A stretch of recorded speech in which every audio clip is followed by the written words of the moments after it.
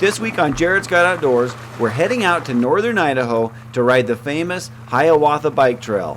What is the Hiawatha Bike Trail? Well, it's an old railroad cut through some country that you would hardly expect a railroad to go through. Because of this, there are about 10 tunnels and nearly that many bridges. The longest tunnel is over 1.5 miles long. So not only does this railroad turned bike trail go through some beautiful country high up in the mountains, but the dark tunnels and high bridges make this trail a true adventure. I brought my family along to experience the ride, and of course, we filmed it so that if it looks fun to you, you can make plans to come here for yourself.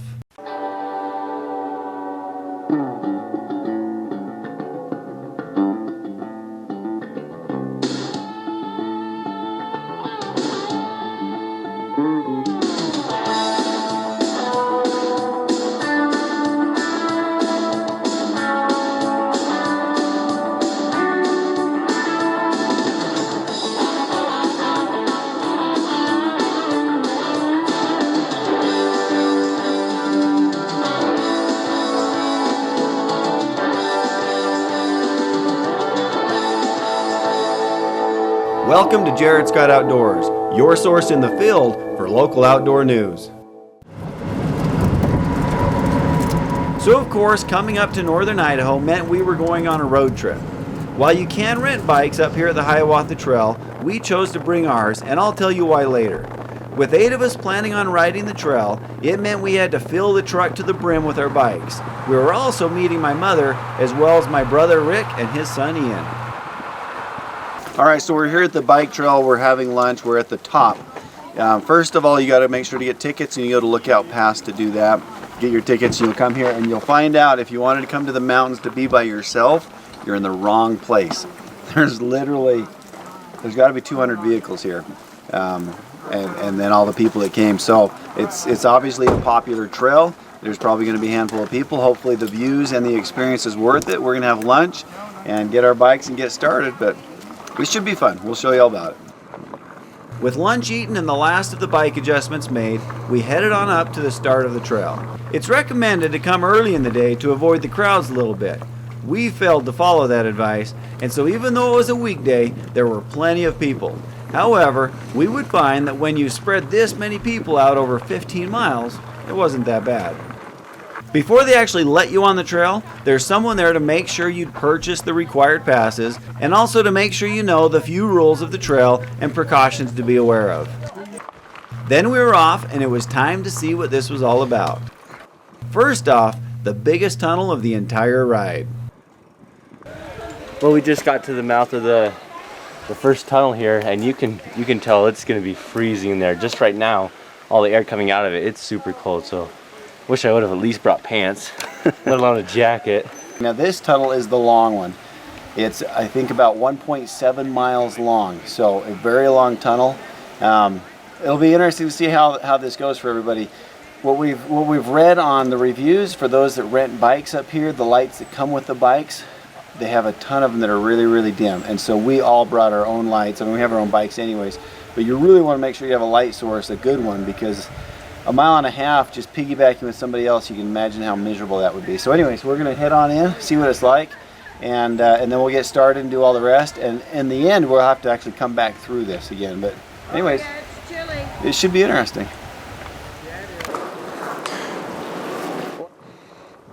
My first impression, other than how cold it was in here, was that it actually kind of felt like the kind of tunnel action movies are made in. This looked like the perfect place to film a shootout with a bad guy. But all kidding aside, it was a pretty cool looking place. Quickly enough, the concrete pillars gave way to just a regular tunnel.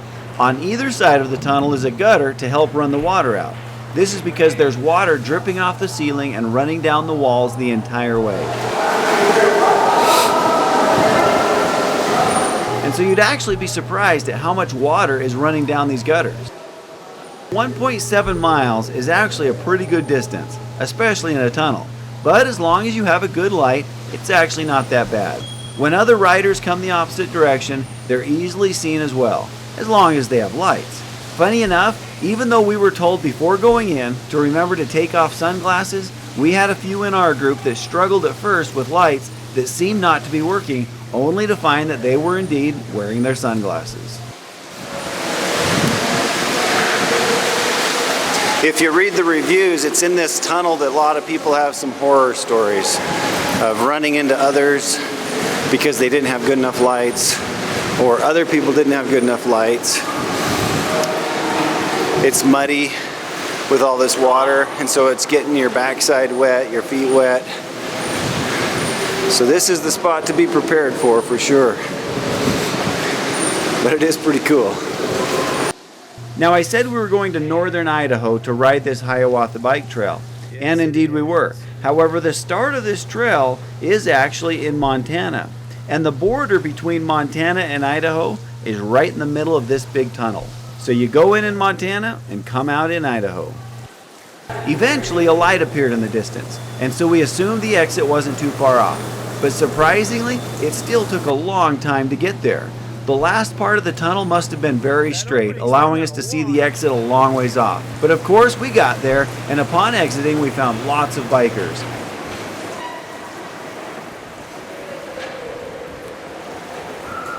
What were they all doing? Well, it turned out there was a pretty waterfall right near the tunnel opening, and everyone was enjoying the view. What'd you think, Mom? I thought that was fun. I'm ready to go do it again. Alright, so it was a 1.5 mile long tunnel. It got really cold really quick.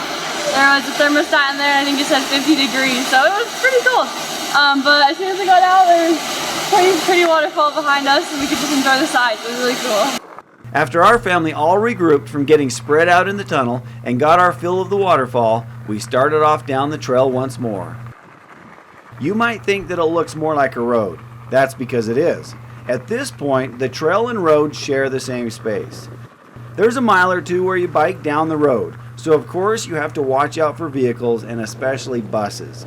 The buses are what's used to shuttle everybody back up from the bottom of the trail. You can bike back up, however most riders appear to pay for the shuttle, but we'll discuss that a little later on as well. Now you may notice we have all types of bikes. This trail is well kept enough that aside from the thin tires on road bikes, about every other bike will work just fine. The trail is good enough that even the road mountain bike hybrids work pretty good. As we're still on the road when we come up to this next tunnel, it's also shared by the buses and the other autos. So it's one that you have to stop and listen before entering. It's only a single lane road with barely any extra room. The buses honk before entering just to let riders know they're there, but as long as they don't see any bike riders coming down, they head on in. In our case, we didn't hear anything and went on ahead.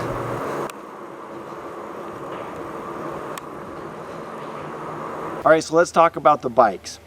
Obviously, you got to have a bike when you come up here, and some people might not want to bring bikes all the way up here to Northern Idaho, or you don't have enough bikes and you still want to do it. Well, you can rent them. However, the reviews for the bikes that they have available here are horrible. It sounds like they pretty much go downhill. Most of the shifters don't work. The lights that are on them are really bad and very often don't even work. And so the lights are well, anyways, the bikes are just not worth the money you're paying. You're gonna end up paying about 40 bucks for a bike rental on top of the shuttle and everything else. And so if you've got your own bikes, bring them. If you don't want to bring your bikes and you still want to rent a bike, what my brother did was up at Silver Mountain Resort. If you're staying anywhere near there, that's about a half hour further to the west. They have bikes that are really a lot better quality bikes for about 25 bucks a day. And they're good bikes. They're not their ones that are hardcore climbing down or flying down the mountain kind of bikes. Those ones are going to cost you about $70 to $100. But just your regular mountain bikes that are perfect for this, 25 bucks. So there's your options. Rent one from the place here for $40, get one from Silver Mountain for about 25 bucks. A lot better bike, good quality, or bring your own. Continuing on down the road, we hit a scenic overlook. This is the spot where we were finally able to see the big picture on the country we were riding in.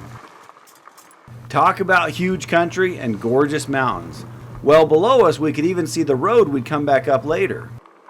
All along the trail are plaques that describe the life of those that lived during the building and usage of this railroad. From the big equipment that helped build the bridges to using dynamite. There's a lot of information about how they built these tunnels and bridges. It's a bit past this point that we left the road and we're now just riding the trail once more. And it was right after getting back on the trail that we hit another tunnel. This one appeared to be short enough that no headlamp was needed, as we could see the other end right from the start. So once again, I was surprised that this tunnel took 2 minutes of riding just to get through. And by the time we were near the other end, I wished I had turned on my light, as I could barely see the trail in front of me. And in these tunnels with the water dripping and such, the ground does seem to get a little bit rougher, and so it makes you a little bit nervous about hitting a hole.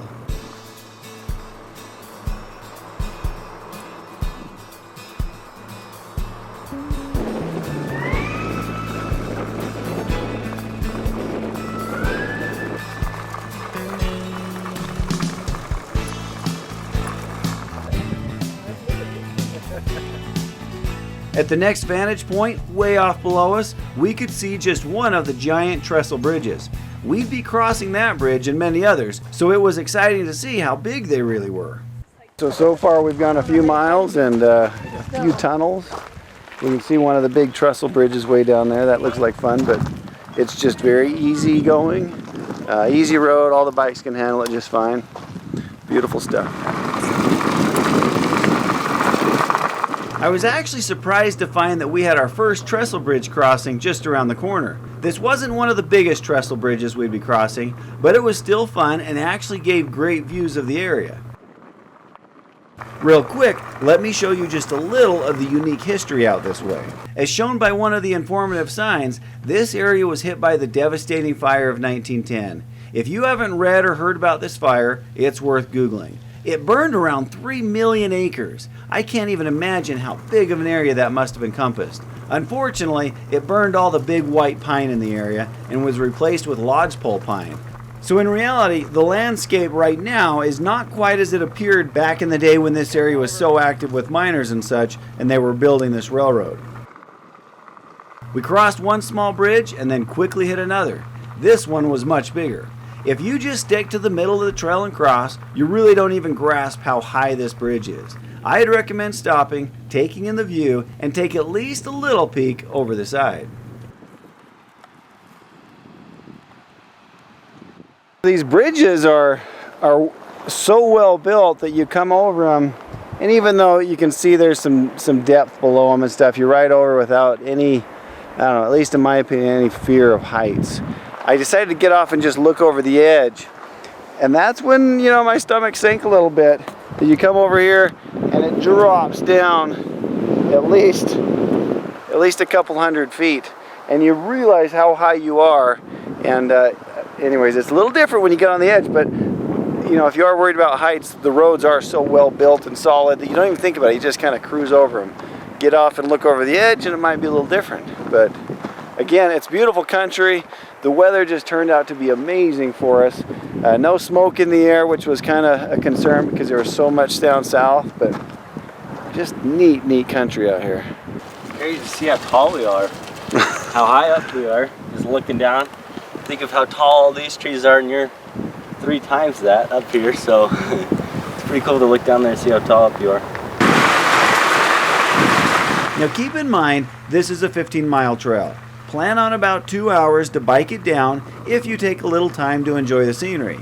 Then you'll have a bit of a wait for the shuttle, and then the shuttle ride, followed by biking back up through the long tunnel before getting back to the trailhead.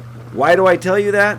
Well, you need to have plenty of water and maybe even some snacks. We were probably out for 5 hours ourselves, so depending on how hot it is, be prepared. We were told there would be water stations along the way, but we only noticed one of them. Alright, so nice thing this trail has is they have a couple coolers every now and then full of, I'm assuming, cold water. Haven't tasted it yet. But so make sure you bring a water bottle if you come so you can just refill and go. These trestle bridges were very impressive. The history of trestle bridges actually started in the early 1800s as railroad companies tried to figure the best way to cross the deep ravines and such that make up so much of the Rocky Mountains. These bridges are no exception. The several trestle bridges we'd be riding over were of varying heights and length, but all were interesting to see, especially knowing how long ago these giant structures were built. Back in the day, these were usually built with wood at first, but then replaced with steel. If I understood it correctly, the owners of this railroad actually had all of these bridges built out of steel right from the start, which is one reason why these are still in such amazing shape. Well, there were too many tunnels and bridges to show them all, so you'll just have to come out here and see them for yourself. After that biggest trestle bridge, we had a few more miles with just a few short tunnels, and then before we knew it, we came to the end of the trail. And sure enough, as we were afraid of finding, there was a long, long line of bikers waiting for the shuttle.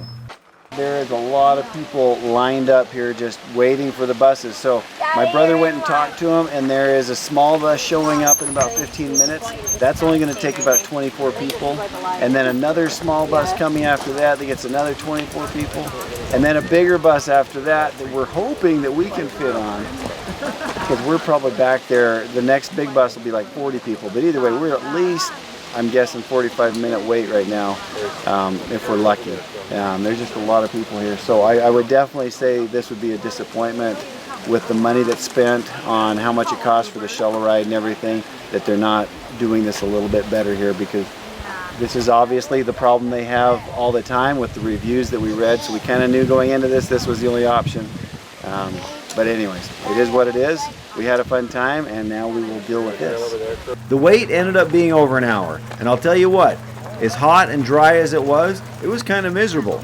So my recommendation would definitely be to ride this trail earlier in the morning, and then, from what they say, you have shorter waits for the shuttle.